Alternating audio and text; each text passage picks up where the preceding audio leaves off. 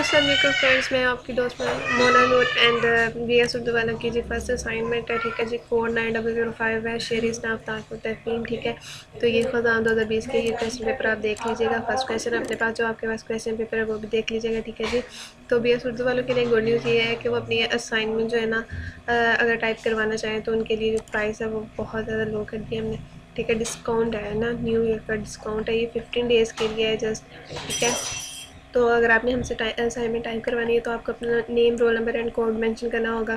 तो किस सब्जेक्ट की करवानी है, ये जस्ट सिर्फ BS उर्दू वालों के लिए। ठीक है जी, आपको 50% ऑफ है। ठीक है जी, हर असाइनमेंट पे। ठीक है, तो जी जो कि एक असाइनमेंट की जो टोटल प्राइस है उसमें से आपने जो है ना उसका थर्ड पार्ट प्राइस का कम कर देना। ठीक है, तो आप कर लीजिएगा। ठीक है, डिस्क्रिप्शन में हमारा फ़ोन नंबर मेंशन है, तो आप हमसे वहाँ से पर रब्ता कर सकते हैं। वीडियो पसंद आए तो लाइक कीजिएगा, चैनल को सब्सक्राइब कर दीजिएगा एंड कमेंट में बताइए फर्दर आपको कौन सा असाइनमेंट चाहिए। टेक केयर एंड अल्लाह हाफ़िज़।